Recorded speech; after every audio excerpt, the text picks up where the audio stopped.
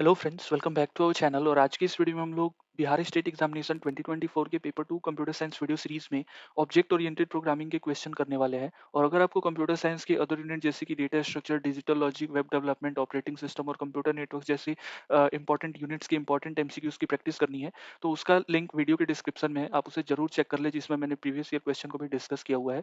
तो आज की इस वीडियो में हम लोग ऑब्जेक्ट ओरिएंटेड प्रोग्रामिंग से रिलेटेड 20 क्वेश्चन करेंगे। तो क्वेश्चन काउंट फ्रेंड्स कम ही रहेगा, but our main focus is on the conceptual part.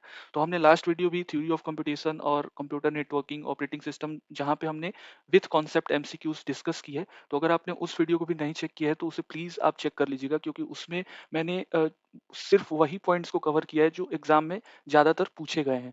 तो फ्रेंड्स, आप प्लीज उस वीडियो को चेक कर लीजिएगा, क्योंकि उसको देखने के बाद से आपको एक अलग सा कॉन्फिडेंस आएगा। और उसमें हमने इंपॉर्टेंट एमसीक्यूज भी डिस्कस की हुई है, जिससे कि आपके सारे कॉन्सेप्ट्स उस पर्टिकुलर सब्जेक्ट के खत्म हो जाएंगे। तो आज की इस वीडियो में हमारा गोल अगेन फिर वही होगा, बट आज के ट्यूटोरियल में हम लोग ऑब्जेक्ट ओरिएंटेड प्रोग्रामिंग की important concept with MCQs discuss करने वाले हैं। तो इस वीडियो में हम लोग जानेंगे कि ऑब्जेक्ट ओरिएंटेड प्रोग्रामिंग क्या होती है, ऑब्जेक्ट ओरिएंटेड प्रोग्रामिंग में हम कौन कौन से पिलर्स यूज करते हैं, और भी बहुत सारी चीजें हम देखने वाले हैं। तो आप इस वीडियो में लास्ट तक बने रहिएगा। और आज के इस वीडियो में हम लोग एग्जाम ओरिएंटेड चीजों को भी देखेंगे, एग्जाम में कहाँ से क्वेश्चन पूछा जा सकता है। तो प्लीज फ्रेंड्स, वीडियो को आप लोग लास्ट तक देखिएगा। और अगर आपको वीडियो अच्छी लगे तो वीडियो को प्लीज लाइक करें और अपने दोस्तों के साथ शेयर करना ना भूलें। और अगर आप चैनल पर नए हैं और चैनल को अभी तक सब्सक्राइब नहीं किए, तो प्लीज चैनल को सब्सक्राइब कर लें। तो आइए वीडियो शुरू करते हैं। तो हमारा फर्स्ट क्वेश्चन है कि the feature in object oriented programming that allows the same operation to be carried out differently depending on the object is. तो बेसिकली सबसे पहले तो हमें ये समझना पड़ेगा कि ऑब्जेक्ट ओरिएंटेड प्रोग्रामिंग होती क्या है। तो सबसे पहले जब प्रोग्रामिंग वर्ड आया था, लाइक जब हम कंप्यूटर का इन्वेंशन हुआ, उस टाइम से ही प्रोग्रामिंग वर्ड जो है वो मार्केट में लाइक लॉन्च किया गया। तो बेसिकली ऑब्जेक्ट ओरिएंटेड प्रोग्रामिंग से पहले हम प्रोसीजरल प्रोग्रामिंग ज्यादातर यूज किया जाता था। बेसिकली ऑब्जेक्ट ओरिएंटेड प्रोग्रामिंग जो है ना, वो मॉडर्न प्रोग्रामिंग लैंग्वेज है। और जो प्रोसीजरल लैंग्वेज होती है, प्रोसीजरल ओरिएंटेड लैंग्वेज आप बोल सकते हो, तो वो बेसिकली कन्वेंशनल अप्रोच है। तो उसमें क्या ड्रॉबैक्स थी कि हमें ऑब्जेक्ट ओरिएंटेड पे स्विच करना पड़ा। तो सबसे पहला जो ड्रॉबैक था प्रोसीजरल लैंग्वेज का, प्रोसीजरल प्रोग्रामिंग लैंग्वेज का, वो ये था कि वहां पे डेटा को हम ग्लोबली शेयर करते थे। ग्लोबली शेयर करने का मतलब क्या है कि जैसे कि आपने लास्ट वीडियो में मैंने एक स्टार स्टार टोपोलॉजी डिस्कस की थी, जिसमें कि क्या होता है कि एक सेंट्रल हब होता है और उसी सेंट्रल हब से मल्टीपल डिवाइसेस कनेक्ट होती है। तो उसी तरीके से प्रोसीजरल प्रोग्रामिंग लैंग्वेज में क्या होता था कि डेटा को जो है वो ग्लोबली रख दी जाती थी, और वहां से डिफरेंट डिफरेंट डिवाइसेस जो है वो डेटा को शेयर करते थे। तो उससे क्या होता था कि डेटा हमारा ग्लोबली शेयर कर दिया गया है चैनल पे, जिससे क्या होता था कि डेटा की सिक्योरिटी जो है वो कम हो जाती थी। डेटा को कोई भी हाईजैक कर सकता है, डेटा लॉस्ट हो सकता है, तो वहां पे डेटा सिक्योर नहीं था। तो सबसे फर्स्ट जो ड्रॉबैक था प्रोसीजरल प्रोग्रामिंग लैंग्वेज का, वो यही था कि वहां पे डेटा को ग्लोबली शेयर किया जाता था, जिस वजह से डेटा में सिक्योरिटी नहीं के बराबर थी। पहला ड्रॉबैक क्लियर हुआ होगा। सेकंड ड्रॉबैक ये है कि जो प्रोसीजरल प्रोग्रामिंग लैंग्वेजेस होती थी, उसमें हम बेसिकली मीडियम साइज एप्लीकेशन ही डिजाइन कर पाते थे। तो मीडियम साइज, जैसे कि मैं आपको एक एग्जांपल देता हूँ कि प्रोसीजरल प्रोग्रामिंग लैंग्वेजेस में कौन कौन से लैंग्वेजेस आते हैं। तो जैसे कि आपने सी का नाम सुना होगा, या फिर आपने पास्कल का नाम सुना होगा। तो सी और पास्कल ये ऐसे लैंग्वेजेस हैं जो कि प्रोसीजरल प्रोग्रामिंग कैटेगरी में लाई करते हैं। तो बेसिकली वहाँ पे हम सिर्फ और सिर्फ मीडियम साइज एप्लीकेशन ही बना पाते थे प्रोसीजरल लैंग्वेज की मदद से। तो एक क्वेश्चन ये भी आया कि जैसे जैसे हम आगे प्रोसीड किए, हमारा लाइफ आगे बढ़ा, वैसे वैसे हमें रियल वर्ल्ड एप्लीकेशन की को डेवलप करने की हमारी थिंकिंग बढ़ी। तो जैसे जैसे हमारा लाइफ आगे बढ़ा, वैसे वैसे जो साइंटिस्ट थे और जो प्रोग्रामर्स थे, उनका ऐसा माइंडसेट बना कि हम सिर्फ और सिर्फ मीडियम साइज एप्लीकेशन ही डिजाइन कर पा रहे हैं, क्यों ना हम रियल वर्ल्ड एप्लीकेशन को डिजाइन करें। तो रियल वर्ल्ड एप्लीकेशन को हम जब डिजाइन करने गए प्रोसीजरल प्रोग्रामिंग लैंग्वेज की मदद से, तो वहां पे बहुत सारे डिफिकल्टीज और एडवर्सिटीज का सामना करना पड़ा। तो इस वजह से जो भी प्रोसीजरल प्रोग्रामिंग लैंग्वेजेस हैं, उसका हम यूज रियल टाइम एप्लीकेशन को डिजाइन करने में नहीं कर सकते हैं। तो दूसरा और मेजर ड्रॉबैक ये है। तो आई एम होपिंग कि प्रोसीजरल क्यों हटा दिया गया और क्यों मतलब वो अभी भी यूज किया जाता है, बट अगर हम हाई स्किल हाई लेवल की बात करें तो अब ऑब्जेक्ट ओरिएंटेड ने उसको रिप्लेस कर दिया है और ऑब्जेक्ट ओरिएंटेड प्रोग्रामिंग जो है वो अब मॉडर्न अप्रोच है। तो इसलिए वहाँ पे कौन कौन से अलग अलग एडवांटेजेस हैं वो भी हम अभी डिस्कस करेंगे ऑब्जेक्ट ओरिएंटेड की। तो पहले प्रोसीजरल क्लियर हुआ होगा कि प्रोसीजरल में जो दो मेजर ड्रॉबैक्स थे कि पहला ड्रॉबैक ये था कि डेटा वहाँ पे इनसिक्योर है और दूसरा कि हम प्रोसीजरल प्रोग्रामिंग लैंग्वेज की मदद से रियल टाइम एप्लीकेशन नहीं बना सकते थे। इस वजह से हम ऑब्जेक्ट ओरिएंटेड प्रोग्रामिंग पे स्विच किए। अब आते हैं कि ऑब्जेक्ट ओरिएंटेड प्रोग्रामिंग में क्या होता है, क्यों ये बेटर है, वो सीखते हैं। तो सबसे पहला जो ऑब्जेक्ट ओरिएंटेड प्रोग्रामिंग में सबसे पहली चीज है वो ये है कि ऑब्जेक्ट ओरिएंटेड में नाम से ही पता चल रहा है कि कुछ चीज ऑब्जेक्ट से रिलेटेड होगी। वैसी प्रोग्रामिंग जो ऑब्जेक्ट स्पेसिफिक होगी उसे हम बोलते हैं ऑब्जेक्ट ओरिएंटेड प्रोग्रामिंग। अब ऑब्जेक्ट्स क्या होते हैं? Nothing object is nothing but the real world entities. Object क्या होता है? रियल वर्ल्ड एंटिटीज होती है। Real world entity. Real world entity में जैसा कि आप कोई भी चीज को ले सकते हो, ऑब्जेक्ट मतलब वस्तु। तो रियल वर्ल्ड एंटिटी में कार हो गया, पर्सन है, चेयर है, टेबल है। तो ये जितने भी चीजें आप देख पाते हो, ये सब के सब जो भी एंटिटीज आप देख पाते हो अपने नजरों से, वो सब के सब ऑब्जेक्ट है। और हम उन सभी ऑब्जेक्ट्स का हम प्रोग्रामिंग कर सकते हैं। किसके मदद से? ऑब्जेक्ट की मदद से और क्लासेस की मदद से। क्लासेस क्या होते हैं वो भी अभी हम देखेंगे। तो क्लासेस और ऑब्जेक्ट की मदद से हम उन सभी ऑब्जेक्ट्स की, सभी रियल वर्ल्ड एंटिटीज की प्रोग्रामिंग कर सकते हैं और अपने एप्लीकेशन को डिजाइन कर सकते हैं। So this is what object oriented programming says. So object oriented programming में ऑब्जेक्ट क्या है, ये आप लोगों को क्लियर हुआ होगा कि object is nothing but the real world entities. Next term is class. So class क्या होता है? Class is nothing but the blue print of object. So object को कैसे अब डिजाइन करना है, लाइक ऑब्जेक्ट फॉर एग्जांपल, एक मैं एग्जांपल ले रहा हूँ, एक पर्सन। पर्सन एक तरीके से ऑब्जेक्ट। आप अभी के लिए अज्यूम कर लो कि पर्सन जो है वो एक ऑब्जेक्ट है और उस पर्सन का कोई एज होगा। उस पर्सन का कोई एज होगा कि वो कितने उम्र का है। उसके बाद से उस पर्सन का कोई नेम होगा। उसके बाद से उस पर्सन का कोई एड्रेस होगा, कोई मोबाइल नंबर होगा। तो ये बेसिकली होती है ऑब्जेक्ट की एट्रीब्यूट्स, ऑब्जेक्ट्स की स्टेट, ऑब्जेक्ट्स का बिहेवियर, ऑब्जेक्ट का प्रॉपर्टीज। तो ये सब के सब जो है हम एक एक तरीके से आप बोल सकते हो कि एक कवच। कवच जो है उस कवच के अंदर ही हम अपने ऑब्जेक्ट्स को डिजाइन करते हैं, ऑब्जेक्ट्स को फ्रेम करते हैं। तो उसी फ्रेम को, उसी कवच को हम बोलते हैं क्लासेस। सो क्लास के अंदर ही हम डिफरेंट डिफरेंट ऑब्जेक्ट्स बनाते हैं और उसी ऑब्जेक्ट्स को हम फिर स्टेट देते हैं, उसकी बिहेवियर, उसकी आइडेंटिटी सेट करते हैं। तो ये डिफरेंट डिफरेंट एट्रीब्यूट्स है जो अभी हम डिस्कस करेंगे। तो दूसरी चीज है कि क्लासेस के बाद से हमने दो चीजें डिस्कस कर ली। One is object, object is the real world entity. Second one is the classes, classes is the blueprint of the object. Next है हमारा कि there are four pillars, there are four pillars in object oriented programming. The first pillar is abstraction. Data abstraction भी बोलते हैं, या फिर मैं अभी सिर्फ एब्स्ट्रैक्शन लिख रहा हूँ। First one is abstraction, second one is encapsulation, let's say encapsulation. The third one is the inheritance, and the last one is the polymorphism.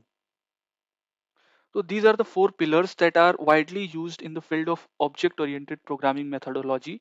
So सबसे पहले तो मैं एक डमी कोड लिख देता हूँ जिससे कि आपको एक आइडिया क्लियर होगा। फॉर एग्जाम्पल लेट्स डिजाइन और let's code a person class. So सबसे पहले एक क्लास पर्सन होगा और उसका कुछ नेम होगा। ये आप अभी लैंग्वेज पे मत जाना कि मैं कौन सा लैंग्वेज में लिख रहा हूँ कोड। इट कैन बी जावा और सी प्लस प्लस, बट अभी हम लैंग्वेज स्पेसिफिक कोडिंग नहीं कर रहे हैं। हम जस्ट एक सिंटेक्स ओवरव्यू समझेंगे कि कैसे हम कोड कर रहे हैं और उसमें जो भी हम टर्म लिखते हैं उसका मीनिंग क्या है। सो हमारा मेन फोकस अभी इतना ही रहेगा। नेक्स्ट है, एक मैं यहाँ पे कीवर्ड भी लिख देता हूँ जिससे कि एक और कॉन्सेप्ट हम क्लियर कर पाएंगे। This is public. So public class person, and उसके बाद से एक मैं यहाँ पे बना देता हूँ पब्लिक वॉइड डिस्प्ले। और यहाँ पे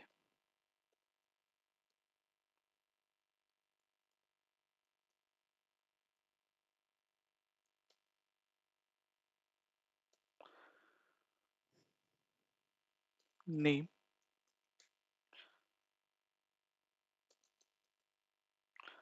तो इतना चीज से आपको अब यहाँ पे क्लियर हो जाएगा। सो बेसिकली मैंने क्या किया, मैंने एक क्लास बनाया, क्लास का नेम क्या है, पर्सन। सो क्लास का नेम हमने रखा है person. So name of the class is person here, and हमने एक पब्लिक कीवर्ड यूज किया है। पब्लिक क्या है, तो पब्लिक होता है एक्सेस मॉडिफायर। एक्सेस मॉडिफायर क्या होता है, तो पहले वो भी यहाँ पे मैं लिख देता हूँ। इसको हम बोलते हैं एक्सेस मॉडिफायर्स। एक्सेस मॉडिफायर क्या होता है कि जब हम प्रोग्रामिंग करते हैं तो हमारे पास बहुत सारे ऐसे वेरिएबल्स होते हैं, मेंबर फंक्शंस होते हैं, जो हम चाहते हैं कि वो एक स्पेसिफिक लिमिट के अंदर ही एक्सेसिबल हो। तो उन वेरिएबल्स को, उन मेथड्स को, उन वेरिएबल्स एंड फंक्शंस को हमें कहाँ तक एक्सेस करना है, किस में लाइक हम उसे एब्स्ट्रैक्ट कर सकते हैं, किस में हम उसे एक्सेस कर सकते हैं, उसकी एक्सेसिबिलिटी रेंज कितनी होनी चाहिए, उस चीज को स्पेसिफाई करने के लिए हम एक्सेस मॉडिफायर का यूज करते हैं। एंड अगर हम जावा की बात करें, so there are mainly 4 access modifiers that are used. The first one is the default, the second one is the public, the third one is the private, and the last one is the protected.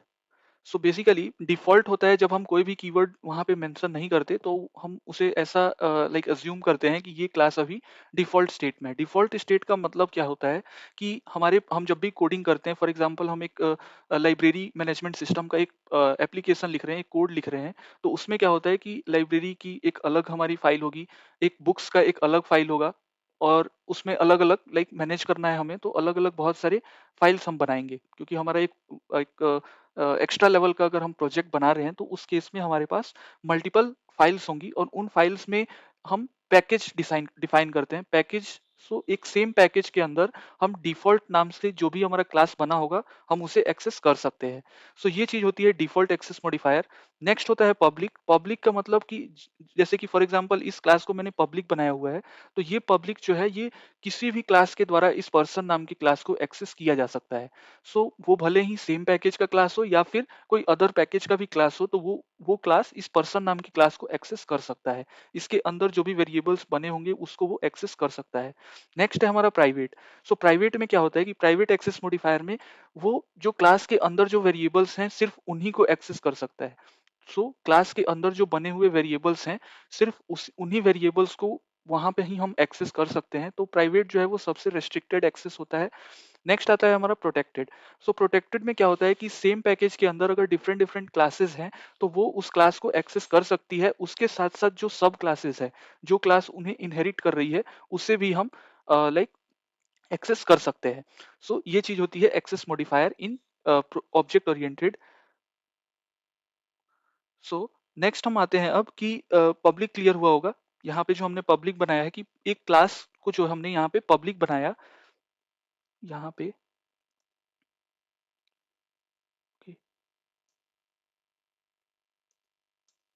So basically person class हमने बनाया है, और उस person class को हमने public word से assign किया है। दैट मीन्स कि अब हमारे जो हमारा प्रोजेक्ट है, उस प्रोजेक्ट में जो भी क्लासेस होंगी, चाहे वो सेम पैकेज की हो या फिर वो डिफरेंट पैकेज की हो, तो वो इस पर्सन नाम की क्लास को कहीं से भी एक्सेस कर सकती है।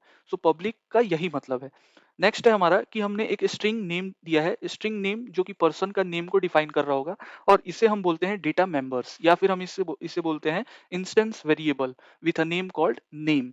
So एक हमने इंस्टेंस वेरिएबल बनाया, डिफाइन किया, जिसका नेम क्या है, नेम, और इसकी डेटा टाइप क्या है, string. So string name is the instance variable of our class person. उसके बाद से हमने एक मेथड बनाया है, एक फंक्शन बनाया है, जिसका नाम क्या है, डिस्प्ले। और यहाँ पे जो हम कीवर्ड लिखते हैं वो होता है रिटर्न वैल्यू, रिटर्न टाइप, कि वो जो वैल्यू रिटर्न करेगा वो किस टाइप की होगी। सो यहाँ पे हमारा वॉइड टाइप का है, दैट मीन्स कि ये कोई भी वैल्यू रिटर्न नहीं करेगी, नल वैल्यू रिटर्न करेगी। और display is the name of our method. So उसके अंदर हमारा बॉडी क्या है, system dot out dot println. ये अगर आप जावा के बैकग्राउंड से होगे तो आपको तो ये समझ आ रहा होगा, बट अगर आप कोई अदर प्रोग्रामिंग लैंग्वेज बैकग्राउंड से हो, तो जस्ट इसका मतलब यही है कि हमें इस लाइन को प्रिंट करना है अपने कंसोल पे। So system dot out dot println, और उसके बाद से हमने एक नेम प्रिंट कर दिया। नेम वही नेम है जो हमने यहाँ पे डिफाइन किया था। सो बेसिकली यही हमारा आर्किटेक्चर और यही हमारा सिंटेक्स होता है। बेसिकली कैसे हम क्लास बनाते हैं, और क्लास के अंदर हम कैसे इंस्टेंस वेरिएबल को डिफाइन करते हैं, कैसे मेथड्स को डिफाइन करते हैं। अब हम आ जाते हैं एक दूसरे क्लास में, और हाँ, एक सोर्स फाइल के अंदर सिर्फ एक ही क्लास ऐसा हम बना सकते हैं जो पब्लिक हो, और जो क्लास हम पब्लिक नेम से बनाते हैं, उसी नाम की क्लास का हमारा फाइल भी होता है। तो जिस फाइल में मैं ये कोडिंग करूंगा, उस फाइल का जो नेम मैं प्रोवाइड करूंगा वो होगा पर्सन डॉट जावा। क्योंकि ये जावा की कोडिंग है, तो बेसिकली हम person.java नाम से हम अपना फाइल का नेम रखेंगे। अब आ जाते हैं हम दूसरे क्लास बनाते हैं जिसमें कि हम इसका ऑब्जेक्ट बनाना सीखेंगे। तो अब हम एक दूसरा क्लास बना लेते हैं, जैसे कि क्लास लेट्स से ABC। मैं जस्ट एक सिंपल क्लास नेम रख रहा हूँ, और इसमें अब हम क्या करेंगे कि हम अपना पर्सन जो क्लास था उस पर्सन का एक ऑब्जेक्ट बनाएंगे, person1 equals to new keyword. हम न्यू कीवर्ड से हमेशा जो है अपना ऑब्जेक्ट्स को क्रिएट करते हैं।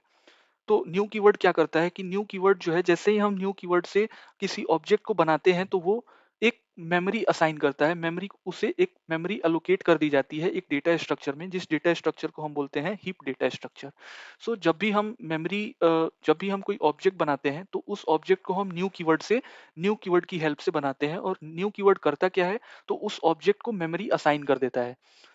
मेमोरी असाइन करता है, दैट मीन्स कि वो ऑब्जेक्ट क्रिएट हो गया और उसे हम सेव करके अपने मेमोरी में एक जगह पे सेव कर दिए, और उस मेमोरी को हम बोलते हैं हीप मेमोरी या फिर हीप डेटा स्ट्रक्चर।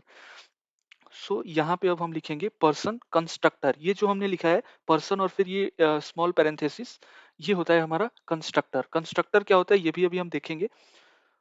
और उसके बाद से हम हमारा यहाँ तक person1 जो है ऑब्जेक्ट बन गया। ये person1 जो है, ये person1 is the object of class person. ये चीज आपको समझना पड़ेगा कि person1 जो है वो हमारा ऑब्जेक्ट है, और पर्सन जो है वो हमारा क्लास है। इस तरीके से हम जो है क्लास बनाते हैं, और इसी तरीके से हम ऑब्जेक्ट बनाते हैं by the help of this keyword new. New keyword का भी आपको मीनिंग समझ में आया होगा कि न्यू कीवर्ड जो है हम कब यूज करते हैं। New keyword is used eight the time of object creation, and it does what, so it allocates memory space to the object in the heap memory। heap memory में ये उस object को मेमोरी अलोकेट करता है, जिससे कि हमारा जो डेटा है वो लॉस ना हो। तो इस वजह से हम अपने ऑब्जेक्ट को मेमोरी में स्टोर करते हैं, मेमोरी में सेव करते हैं। ये जो सिंटेक्स है ये बेसिकली पर्सन क्लास है, और उसमें हम कैसे मेथड्स बनाते हैं, उसका कैसा ऑब्जेक्ट बनाते हैं, वो सब चीज़ है। अब आ जाते हैं एब्स्ट्रैक्शन क्या होता है।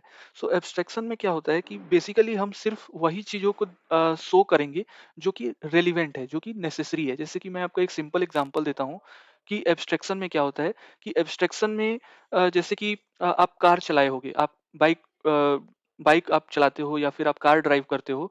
तो उस केस में क्या होता है कि जब आप ब्रेक प्रेस करते हो, तो ब्रेक प्रेस करते ही आपका गाड़ी जो है, आपका जो कार है, आपकी जो बाइक है वो स्लो हो जाती है। इससे क्या मतलब निकल रहा है कि हमारे को सिर्फ इतना ही दिखाया जाता है कि आपको जस्ट ब्रेक प्रेस करना है और your car will be stop. इस तरीके की मैकेनिज्म वहां पे बनाई गई है, प्रोग्रामिंग की गई है, जिससे कि आप जैसे ही ब्रेक प्रेस करोगे वैसे ही आपका कार जो है, आपकी जो बाइक है वो रुक जाएगी। ये चीज आपका एब्स्ट्रैक्शन ही है, जिसमें कि आपको सिर्फ ब्रेक प्रेस करना है। आपको कैसे अंदर की मैकेनिज्म कैसे वर्क कर रही है, कैसे उसका जो वायर है वो आपकी कार के व्हील से कनेक्टेड है, ये सारी चीजें आपको नहीं दिखाई जाती। ये सारी चीजें आपको जानने की जरूरत भी नहीं है। जस्ट यू शुड नो कि you have to just press the brake and the car will stop. ये चीज होती है एब्स्ट्रैक्शन, जिसमें कि only the relevant part of data, only the relevant piece of code will be visible to you, rest of the irrelevant code will be hidden. तो जो भी irrelevant code होगी, जो अननेसेसरी कोडिंग होगी, वो हाइड कर दी जाती है, वो नहीं दिखाई जाती। जो सिर्फ रेलिवेंट कोड है उसी को जस्ट शो किया जाता है यूजर के एंड पे। तो ये होता है एब्स्ट्रैक्शन। एब्स्ट्रैक्शन में भी टोटल 3 लेयर्स होते हैं। The first layer is the physical layer. Physical layer का मतलब होता है फिजिकल व्यू भी जिसे हम बोलते हैं। फिजिकल व्यू में क्या होता है कि हम डेटा को कैसे स्टोर कर रहे हैं, डेटा को हम कैसे स्टोर कर रहे हैं, that is what physical layer.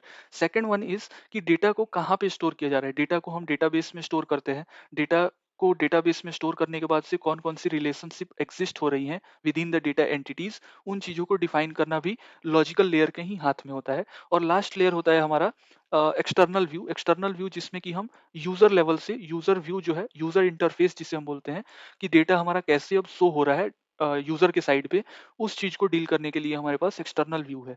Just let me write this down. There are total 3 layers, या फिर आप लेवल भी बोल सकते हो। Total 3 levels. The first level is the physical. Physical level में हम क्या करते हैं कि डेटा को हम कैसे, लाइक कहाँ पे स्टोर किया जा रहा है, कैसे स्टोर किया जा रहा है। फिजिकल लेयर में डेटा को कैसे स्टोर किया जा रहा है, इस चीज़ की ध्यान रखी जाती है।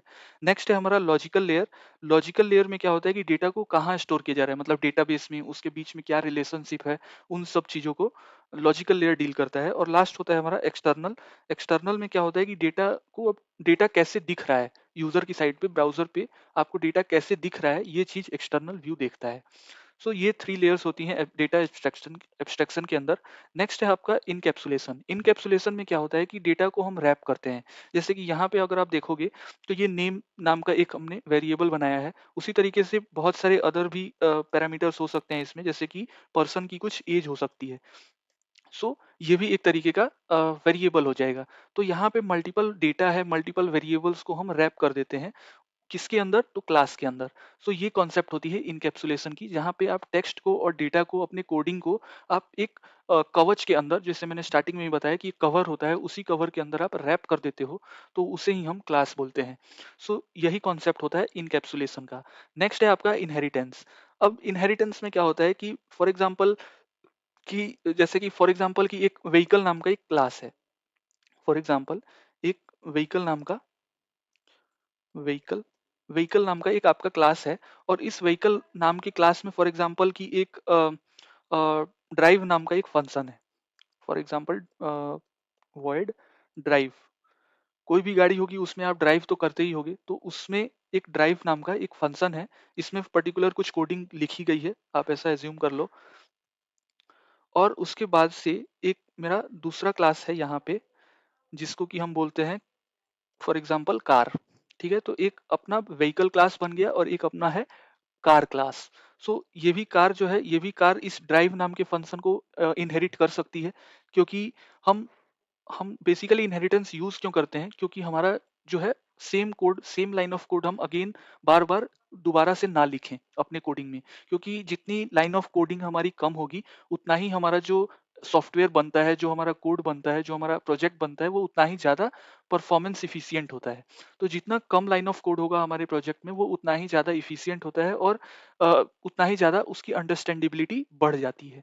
तो बेसिकली हम इनहेरिटेंस की मदद से वही कोड रीयूजेबिलिटी को अचीव कर पाते हैं। जिसमें होता क्या है, जैसे कि ये जो कार क्लास है, ये कार क्लास में भी एक ड्राइव नाम का क्लास बनेगा। दैट इज ऑब्वियस कि कार को भी हम ड्राइव करते ही हैं।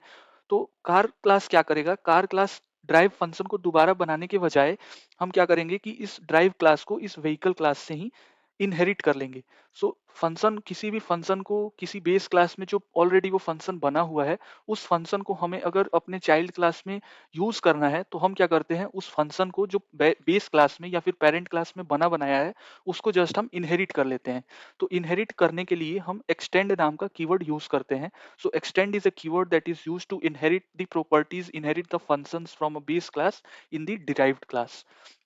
सो अगर हमें इस व्हीकल नाम की क्लास से इस ड्राइव नाम के फंक्शन को अगर हमें इनहेरिट करना है अपने कार नाम की क्लास में, तो हम जस्ट एक्सटेंड नाम की कीवर्ड से उस चीज को अचीव कर सकते हैं। तो इसमें क्या होगा कि हमें ड्राइव नाम की फंक्शन को दोबारा से बनाने की जरूरत नहीं पड़ेगी। तो यही होता है inheritance in object oriented programming. जिसमें क्या होता है कि जैसे कि ये जो कार क्लास है, ये हमारा डिराइव्ड क्लास है। डिराइव्ड क्लास को हम चाइल्ड क्लास के नाम से भी जानते हैं। और व्हीकल जो है, ये व्हीकल हमारा बेस क्लास है, या फिर आप उसे पेरेंट क्लास भी बोल सकते हो। सो पेरेंट क्लास में जो फंक्शन ऑलरेडी बने हुए हैं, उनको हम दोबारा से नहीं बनाते, हम उसे जस्ट इनहेरिट कर लेते हैं बेस क्लास से पेरेंट क्लास में, बेस क्लास से चाइल्ड क्लास में, सॉरी। तो यही चीज होती है आपका इनहेरिटेंस। ठीक है। नेक्स्ट है हमारा पॉलीमॉर्फिज्म। सो पॉलीमॉर्फिज्म में क्या होता है, एक इसको भी एक रियल एग्जांपल से समझते हैं। जैसे कि एक पर्सन है, तो वो पर्सन अपने अगर फैमिली में है, तो वो किसी के लिए फादर हो सकता है, किसी का वो सन हो सकता है। तो आप उस तरीके से इसे कोरिलेट कर सकते हो कि एक पर्सन जो है, वो अगर ऑफिस में होगा तो वो एक तरीके से क्लाइंट हो सकता है, किसी का मैनेजर हो सकता है, या फिर वो अगर अपने फैमिली में है तो वो किसी का ब्रदर हो सकता है, किसी का फादर हो सकता है, किसी का सन हो सकता है। तो एक ही पर्सन है और ये मल्टीपल रोल इसकी अलग अलग जगहों पे है। तो ये होती है पॉलीमॉर्फिज्म। पॉलीमॉर्फिज्म में क्या होता है कि एक सिंगल टास्क है, और उस सिंगल टास्क को हम मल्टीपल वेज से परफॉर्म कर सकते हैं। वही चीज होती है आपकी पॉलीमॉर्फिज्म। तो ये पर्सन वाला जो मैंने एग्जांपल दिया, ये आपको क्लियर हुई होगी, जिसमें कि एक ही पर्सन है और वो अलग अलग जगह पे अलग अलग रोल निभा रहा है। जैसे कि वो कहीं पे फादर है, कहीं सन है, कहीं पे ब्रदर है। तो इस तरीके से आप समझ सकते हो पॉलीमॉर्फिज्म को। पॉलीमॉर्फिज्म का अगर मैं कोडिंग टर्म में अगर आपको एक एग्जांपल दूं, तो पॉलीमॉर्फिज्म जो है वो दो तरह के होते हैं। एक होता है कंपाइल टाइम पॉलीमॉर्फिज्म, एक होता है रन टाइम पॉलीमॉर्फिज्म। तो सबसे पहले तो ये समझना पड़ेगा कि कंपाइल टाइम क्या होता है, रन टाइम क्या होता है। तो कंपाइल टाइम होता है, जैसे कि आप समझ सकते हो कि कंपाइल टाइम मतलब कि आप जो कोडिंग करते हो, जैसे कि ये हमने कोडिंग की, तो ये कोडिंग अभी हाई लेवल लैंग्वेज में है, ये ह्यूमन अंडरस्टैंडेबल लैंग्वेज में है। तो ये लैंग्वेज को मशीन नहीं समझ सकता। तो हम क्या करते हैं, कंपाइलर क्या करता है, वो इस ह्यूमन रिटन कोड में, human understandable high level language को पहले मशीन लैंग्वेज में कन्वर्ट करता है, मशीन कोडिंग में कन्वर्ट करता है। तो उस टाइम में, जिस टाइम में ये human language high level language machine level में कन्वर्ट होती है, उस टाइम को हम बोलते हैं कंपाइल टाइम लैंग्वेज। और जब प्रोग्राम अब एक बार मशीन लैंग्वेज में कन्वर्ट हो गया और उसके बाद से प्रोग्राम रन होना स्टार्ट होता है, तो उस टाइम को हम बोलते हैं रन टाइम। तो ये चीज आपको क्लियर हुई होगी कि when the when the high level language of programming gets converted into machine language, then that time is known as compile time. And when the program gets converted into the machine language and started running, so then that time is known as run time. सो ये चीज होती है compile time and run time. So अब होता है कि compile time polymorphism और run time polymorphism. So compile time polymorphism को जो है हम डायनामिक या फिर हम अर्ली बाइंडिंग बोलते हैं, और जो हमारा जो रन टाइम पॉलीमॉर्फिज्म है उसे हम लेट बाइंडिंग बोलते हैं। सो ये चीज होती है पॉलीमॉर्फिज्म में। पॉलीमॉर्फिज्म में दो तरीके के होते हैं, एक होता है मेथड ओवरलोडिंग और एक होता है मेथड ओवर राइडिंग। सो मेथड ओवरलोडिंग को ही हम कंपाइल टाइम बोलते हैं, मेथड, या फिर मैं डायरेक्ट ओवरलोडिंग लिख रहा हूँ। मेथड ओवरलोडिंग को हम बोलते हैं कंपाइल टाइम, और दूसरा होता है हमारा ओवरराइडिंग, जिसे हम बोलते हैं रन टाइम। सो ओवरलोडिंग में क्या होता है कि कंपाइल टाइम में हम जो भी वेरिएबल्स हैं, जो भी हम मेंबर फंक्शन बनाते हैं, उसको चेक किया जाता है। और ओवरराइडिंग में क्या होता है कि कौन सा फंक्शन से हम, कौन से क्लास से हम उस फंक्शन को डिराइव कर रहे हैं, इनहेरिट कर रहे हैं, ये चीज नहीं बताई जाती, क्योंकि ये रन टाइम होता है, ये रन टाइम पॉलीमॉर्फिज्म होता है। इसी वजह से ओवरलोडिंग और ओवरराइडिंग ये दो तरीके होते हैं पॉलीमॉर्फिज्म के। सो ये चीज आपको फ्रेंड्स क्लियर हुई होगी। और मैं आपको एक बार फिर से बता दूं, अगर आपको, आपने पहले कहीं पे ऑब्जेक्ट ओरिएंटेड प्रोग्रामिंग या फिर जावा या फिर सी प्लस प्लस में ऑब्जेक्ट ओरिएंटेड प्रोग्रामिंग की होगी, तब ये सेशन आपको काफी इजीली समझ में आ रहा होगा। अदरवाइज आपको पहले थोड़ा बेसिक से कहीं और पढ़ना पड़ेगा, उसके बाद से ही आप इसे देख पाओगे, तो आपको ये चीजें इजीली समझ में आ जाएगी। तो अब आते हैं हम अपने क्वेश्चंस के ऊपर।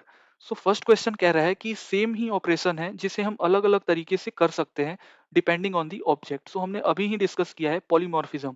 पॉलीमॉर्फिज्म में हम सेम टास्क को मल्टीपल तरीके से परफॉर्म कर सकते हैं। सो इसे हम बोलते हैं polymorphism. So option B is the correct answer, polymorphism.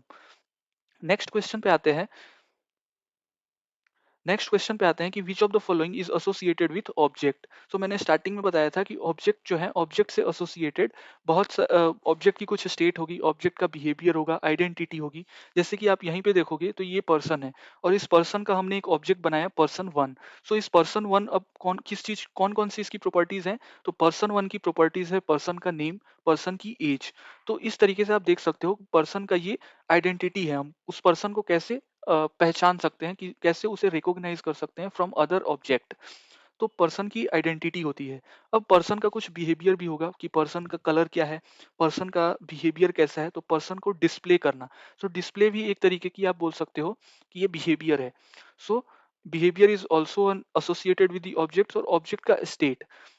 सो ये तीनों की तीनों चीजें जो है वो ऑब्जेक्ट से एसोसिएटेड होती हैं।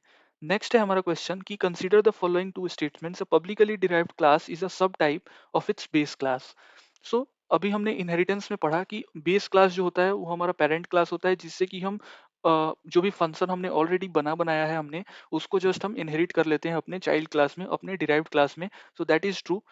नेक्स्ट है कि हमारा इनहेरिटेंस प्रोवाइड्स कोड रीयूजेबिलिटी। तो ये भी ट्रू है कि कोड रीयूजेबिलिटी का हम यूज करते हैं, जो हमारा कोड ऑलरेडी रिटन है हम उसे दोबारा से नहीं लिखते, हम जस्ट उसे इनहेरिट कर लेते हैं।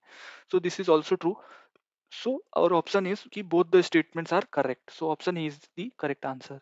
नेक्स्ट क्वेश्चन इज कि if a class car has method drive that requires no argument, so which of the following call is correct after creating a class object named my car?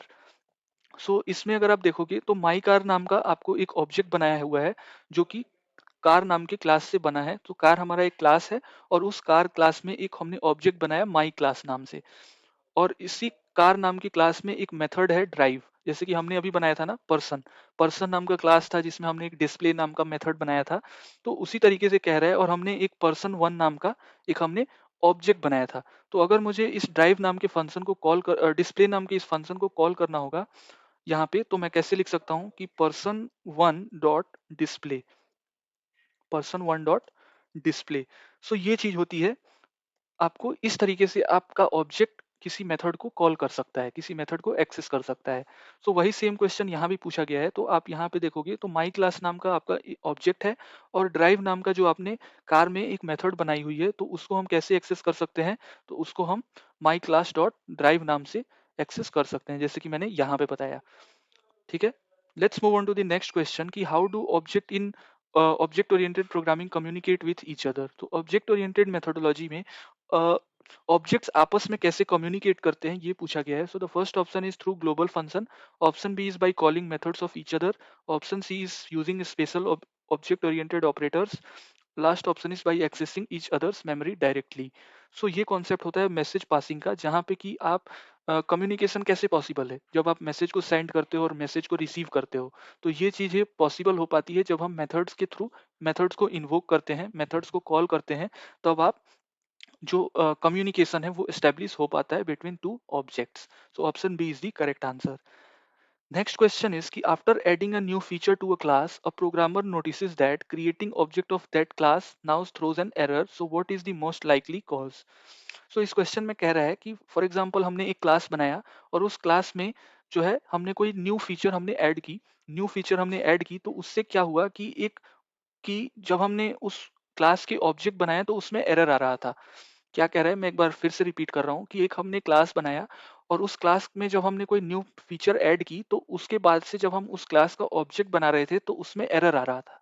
तो इसका सबसे most likely cause क्या हो सकता है, reason क्या हो सकता है उस एरर आने का। So first option is the class does not have a constructor. So ऐसा कुछ जरूरी नहीं है कि हमारे क्लास में कंस्ट्रक्टर होना तय है, होना ही चाहिए। क्लास में अगर हम कंस्ट्रक्टर नहीं बनाते हैं तो कंपाइलर ऑलरेडी एक डिफॉल्ट कंस्ट्रक्टर डिजाइन कर लेता है। नेक्स्ट है कि the feature new feature conflicts with the existing feature. So this is not 100% ट्रू। Option C is there is a syntax error in the new feature. So ये भी उतना अप्रोप्रिएट नहीं है, क्योंकि जो हम फीचर ऐड किए हैं वो यहाँ पे ऐसा समझ में आ रहा है कि उसमें फ्री ऑफ एरर है, क्योंकि उसमें कोई एरर नहीं है। सो सिंटैक्स एरर का भी कोई मेन अप्रोप्रिएट आंसर नहीं हो पाएगा ये भी। ऑप्शन डी हमारा कह रहा है कि class was not compiled after adding the feature. So अगर हम किसी क्लास में कोडिंग कर रहे हैं, उसमें कोई नया फीचर ऐड कर रहे हैं, और उसके बाद से उस क्लास को सेव करके फिर से कंपाइल नहीं करेंगे, तब तक वो क्लास जो है वो पुरानी वाली कोडिंग पे ही रन करेगा। तो हमें अगर कोई न्यू फीचर हम ऐड कर रहे हैं तो हमें उस क्लास को कोड करने के बाद से कंपाइल करना बहुत जरूरी है, अदरवाइज वो एरर थ्रो करेगा। ठीक है, तो option D is the correct answer and this is the likely most likely reason. Next question is कि when does the diamond problem occurs in the programming. So programming में diamond problem क्या होता है। So ये basically जब आप दो classes same method से इनहेरिट होती हैं, तो उसे ही हम बोलते हैं डायमंड प्रॉब्लम। बेसिकली जैसे कि फॉर एग्जांपल कि ये दो क्लास है, ये दो क्लासेस हैं आपके, ठीक है, और इसी दो क्लासेस से हम किसी एक क्लास को डिराइव कर रहे हैं। So when a class inherits from two classes with a same method. So basically यहाँ पे अगर आप देखोगे तो एक ये बेसिकली सेम मेथड है, जो मेथड इन दोनों ही क्लासेस में अवेलेबल है। ठीक है, इस क्लास में भी ये मेथड है, ये मेथड है, और इस यही मेथड इस क्लास में भी अवेलेबल है, और इन दोनों क्लासेस से मैं इस क्लास को डिराइव कर रहा हूँ। तो आप यहाँ देख सकते हो कि ये डायमंड उसका शेप बन रहा है, तो यही होता है diamond problem. So diamond problem में जब दो क्लासेस सेम मेथड का यूज करके किसी न्यू क्लास को डिजाइन करती है, न्यू क्लास को इनहेरिट करती है, तो उससे हम बोलते हैं diamond problem. So option C is the correct answer. Next question is कि what is the syntax of defining a constructor destructor in class A. So basically destructor क्या होता है ये पहले आपको समझना पड़ेगा। डी स्ट्रक्चर और कंस्ट्रक्टर, सो दो चीजें हैं जो हम अपने ऑब्जेक्ट ओरिएंटेड में ज्यादातर यूज करते हैं। एक होता है कंस्ट्रक्टर, और एक होता है हमारा डी स्ट्रक्चर। सो कंस्ट्रक्टर क्या होता है, constructor is called at the time of object creation. So ये ऑब्जेक्ट क्रिएशन के टाइम पे ऑब्जेक्ट के ऑब्जेक्ट क्रिएशन ऑब्जेक्ट क्रिएशन के टाइम पे कंस्ट्रक्टर इन्वोक किया जाता है, कॉल किया जाता है, और डी स्ट्रक्चर जो है वो ऑब्जेक्ट के डिस्ट्रॉय के time, at object destroy, destroy. So object जब हम डिस्ट्रॉय कर रहे हैं, लाइक ऑब्जेक्ट की अब जितनी भी वर्किंग थी, जितनी भी फंक्शनैलिटीज थी, जब वो डन हो जाती है, उसके बाद से हम क्या करते हैं कि ऑब्जेक्ट को डिस्ट्रॉय कर देते हैं, जिससे कि जो भी ऑब्जेक्ट हमारा मेमोरी स्पेस ऑक्यूपाई किया होता है वो फ्री हो जाती है वो मेमोरी। तो इसी वजह से हम डिस्ट्रक्चर को कॉल करते हैं, और एक सोर्स फाइल में एक क्लास के अंदर एक ही डी स्ट्रक्चर होता है, और डी स्ट्रक्चर को हम ओवरलोड नहीं कर सकते, और डी स्ट्रक्चर का ना ही कोई रिटर्न टाइप होता है। तो ये चीज आपको ध्यान में रखना होगा कि डी स्ट्रक्चर ना ही कोई रिटर्न टाइप रिटर्न करता है, कोई भी वैल्यू रिटर्न करता है, या फिर डी स्ट्रक्चर ना ही कोई आर्ग्यूमेंट लेता है। सो डी स्ट्रक्चर ना ही कोई आर्ग्यूमेंट लेता है, ना ही कोई वैल्यू रिटर्न करता है। सो ये चीज आपको ध्यान रखनी है। और उसके बाद से डी स्ट्रक्चर जो है, एक क्लास के अंदर एक ही डी स्ट्रक्चर बनाया जा सकता है, और डी स्ट्रक्चर को हम हमेशा टिल्ड सिंबल से, जिसको कि हम टिल्डे भी बोलते हैं, और उसका ये सिंबल है, लेट मी ट्राई। ये बेसिकली मैं यहाँ पे आपको सिंबल बना के दिखा देता हूँ। बेसिकली टिल्ड सिंबल यही होता है, ये। सो टिल्ड सिंबल इसे हम बोलते हैं। सो टिल्ड सिंबल की हेल्प से हम डी स्ट्रक्चर्स को जो है डिजाइन करते हैं। So basically destructor is what it is called at the time of destroying of an object, और constructor is what constructor is invoked at the time of object creation. तो जैसे कि ये वाला जो एग्जांपल था, इस एग्जांपल में हम जब यहाँ पर्सन नाम की क्लास का ऑब्जेक्ट बना रहे थे, तो यहाँ पे let me move it somewhat down. तो जब आप यहाँ देखोगे तो यहाँ पे एक मैंने न्यू और फिर पर्सन से इस तरीके से मैंने लिखा था। तो ये यही हमारा होता है constructor. So constructor is the same name. Constructor का जो है वो सेम ही नेम होता है जो क्लास का नाम होता है। तो क्लास का हमारा नेम क्या था? पर्सन। सो इस पर्सन नेम के ही सेम वे में हम अपना कंस्ट्रक्टर का भी नेम देते हैं। और कंस्ट्रक्टर का काम क्या होता है कि ऑब्जेक्ट को क्रिएट करना, ऑब्जेक्ट के को जो भी ऑब्जेक्ट बनेगा उस ऑब्जेक्ट का हम स्टेट और जो उसकी बिहेवियर है उसको सेट करना। So constructor is called at the time of object creation and it has the same name as the name of class। ठीक है। और कंस्ट्रक्टर जो है, कंस्ट्रक्टर भी कुछ रिटर्न नहीं करता है। Constructor does not return any value and constructor can be overloaded.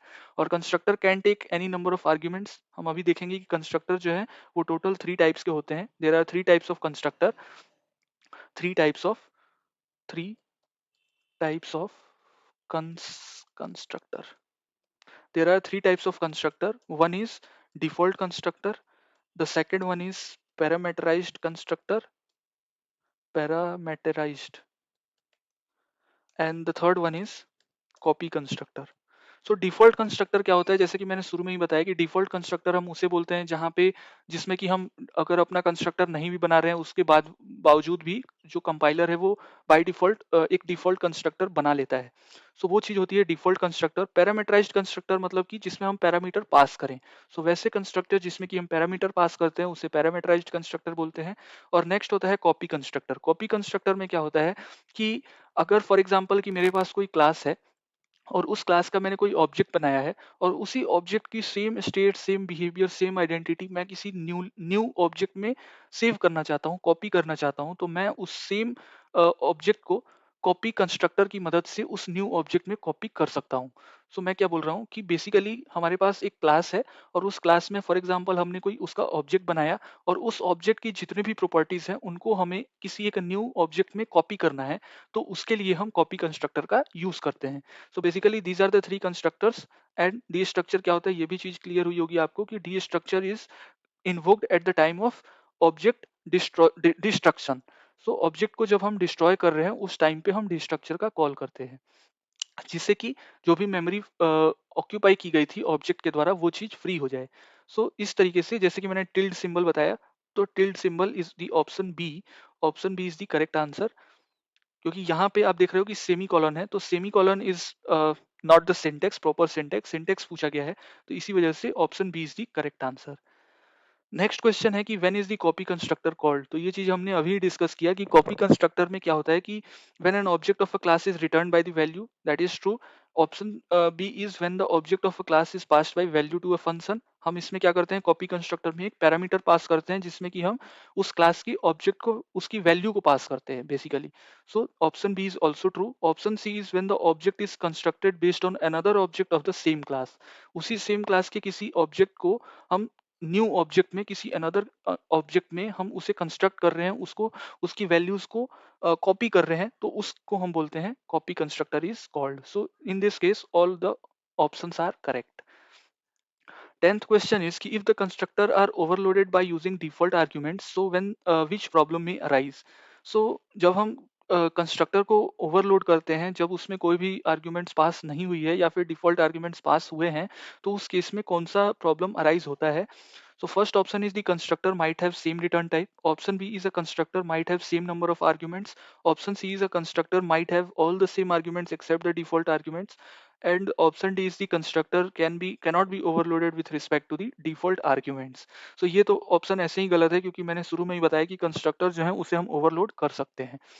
So option सी को अगर आप देखोगे तो इसमें कह रहा है कि जब हम same number of arguments constructor में पास करते हैं एक्सेप्ट द डिफॉल्ट आर्ग्यूमेंट्स, तो उस केस में प्रॉब्लम अराइज होती है, क्योंकि स्टार्टिंग में क्वेश्चन में लिखा है कि कंस्ट्रक्टर को ओवरलोड हम कर रहे हैं डिफॉल्ट आर्ग्यूमेंट से, और अगर हम डिफॉल्ट आर्ग्यूमेंट्स ही अगर पास नहीं करेंगे ऑब्जेक्ट के क्रिएशन के टाइम पे, तो उस टाइम पे क्या होगा कि प्रॉब्लम आएंगी कि जो भी हमने डिफॉल्ट आर्ग्यूमेंट्स पास किए थे वो चीजें यहाँ पे पास नहीं की गई है। सो इसी वजह से option C is the correct answer. और फ्रेंड्स, अगर आपको अभी तक वीडियो अच्छी लग रही हो तो वीडियो को प्लीज़ लाइक करें और अपने दोस्तों में ज़्यादा से ज़्यादा शेयर करें। और अगर आपने चैनल को अभी भी सब्सक्राइब नहीं किया है तो प्लीज़ चैनल को सब्सक्राइब कर लें। 10th क्वेश्चन इज कि on what basis it is determined when a variable comes into existence in the memory. तो एक वेरिएबल दैट मीन्स कि ऑब्जेक्ट के अंदर जो भी हम वेरिएबल्स डेटा मेंबर्स बनाते हैं, तो वो एग्जिस्टेंस में कब आती है, मेमोरी में कब स्टोर होती है। तो मेमोरी में जब हम न्यू कीवर्ड की मदद से जब हम ऑब्जेक्ट बनाते हैं और ऑब्जेक्ट के बाद से जब वो, उसको मेमोरी असाइन होती है और मेमोरी असाइन होने के बाद से वो स्टोरेज क्लास में, हीप स्टोरेज मेमोरी में, हीप डेटा स्ट्रक्चर में जब वो स्टोर होता है, तो तभी हम बोलते हैं कि एक वेरिएबल जो है वो एग्जिस्टेंस में आ गया, तो उसे हम बोलते हैं storage class. So option B is the correct answer. Next question is कि choose the options below for which instance of a class cannot be created। so हमें वैसे क्लास इनमें से बताने हैं जिसका कि हम ऑब्जेक्ट नहीं बना सकते। इंस्टेंस मतलब ऑब्जेक्ट। सो इंस्टेंस हम नहीं बना सकते, हमें वैसे क्लास का नाम पूछा गया है। सो इसका ऑप्शन है anonymous class, option B is parent class, option C is nested class, option D is abstract class. So abstract class वैसे क्लास होते हैं जिनका कि हम इम्प्लीमेंटेशन प्रोवाइड नहीं करते। So abstract class are those classes which does not have an implementation.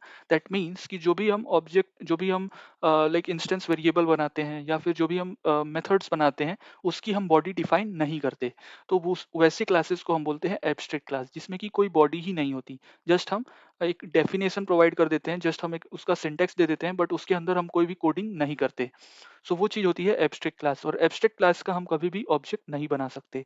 अगर हमें ऑब्जेक्ट, एब्स्ट्रैक्ट क्लास का ऑब्जेक्ट बनाना है, तो जो भी एब्स्ट्रैक्ट क्लास के अंदर जो भी मेथड्स और फंक्शंस बने हैं, उनका हमें पहले बॉडी डिफाइन करना होता है, और उसके बाद से ही हम एब्स्ट्रैक्ट क्लास का ऑब्जेक्ट बना सकते हैं।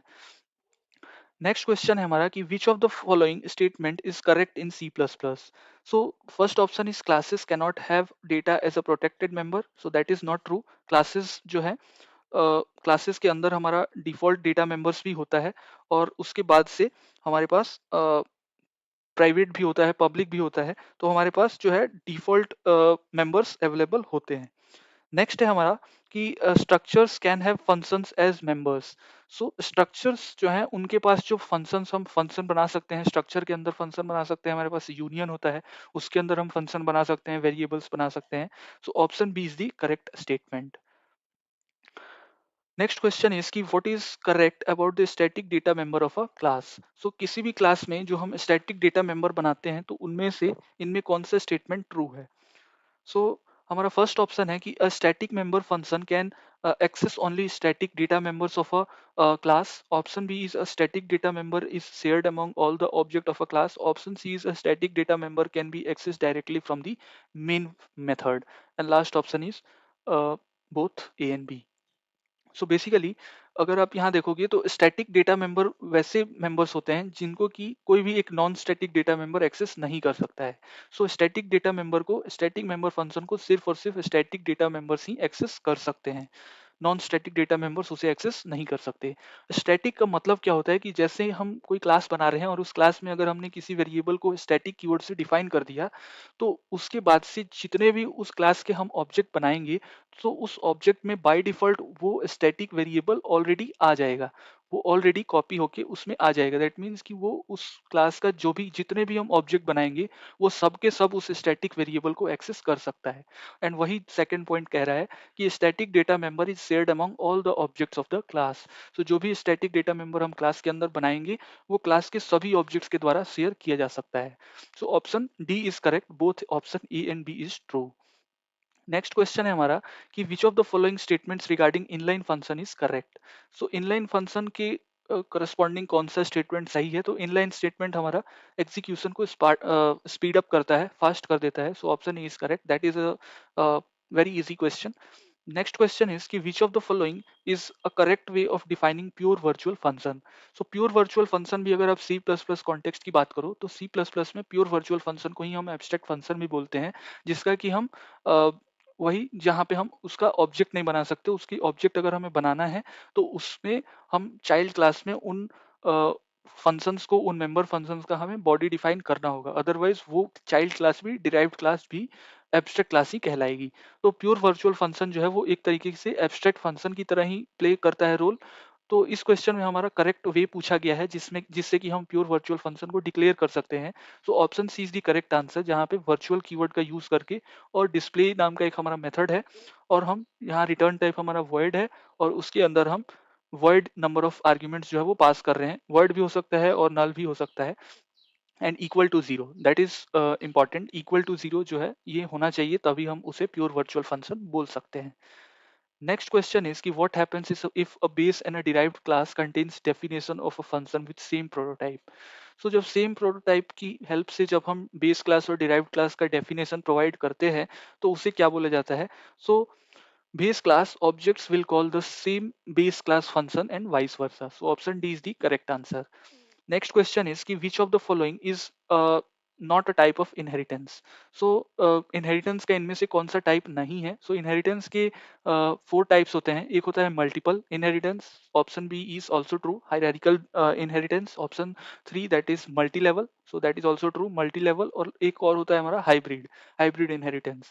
और लास्ट जो है हमारा डिस्ट्रीब्यूटिव, ये नहीं है, और यही पूछा है कि not a type of inheritance, that's why option D is true. तो फ्रेंड्स जो वीडियो में आप जो ये क्वेश्चन का देख रहे हो पीडीएफ, ये आपको टेलीग्राम पे मिल जाएगा। टेलीग्राम का लिंक आपको चैनल के और वीडियो के डिस्क्रिप्शन में भी मिल जाएगा। आप वहां से आप टेलीग्राम को ज्वाइन कर लो, जहाँ पे आपको इस पीडीएफ का नोट्स आपको वहां पे प्रोवाइड कर दिया जाएगा। नेक्स्ट क्वेश्चन इज कि which of the following concept is use to implement late binding. So late binding मैंने स्टार्टिंग में ही बताया था कि लेट बाइंडिंग हम बोलते हैं रन टाइम पॉलीमॉर्फिज्म को, और रन टाइम पॉलीमॉर्फिज्म हम वर्चुअल फंक्शन से भी अचीव कर सकते हैं। So option A is the correct answer. And आज का हमारा लास्ट क्वेश्चन है कि which of the following cannot be used with the keyword virtual.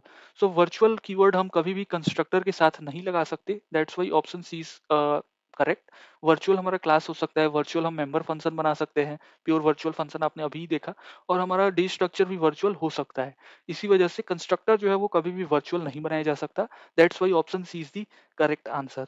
तो फ्रेंड्स, आई एम होपिंग कि जितने भी आज कॉन्सेप्ट हमने डिस्कस किए वो आपको क्लियर हुए होंगे। अगर आपको क्लियर नहीं हुआ है इन केस, तो आप वीडियो को थोड़ा सा पीछे जाके फिर से देखो, तो आपको आई एम डैम श्योर कि आपको वो चीज़ें क्लियर हो जाएंगी। और अगर फिर भी आपको क्लियर नहीं होती है, तो you can post your doubt in the comment section, we will reach out to you. And अगर आपको वीडियो अच्छी लगी हो तो प्लीज़ वीडियो को लाइक करें, और अगर आपने चैनल को पे अभी भी सब्सक्राइब नहीं किया और चैनल पर नए हैं तो प्लीज़ चैनल को सब्सक्राइब कर लें। तो फ्रेंड्स, मिलते हैं फिर नेक्स्ट वीडियो में किसी नई यूनिट के साथ। तब तक के लिए bye and thanks for watching.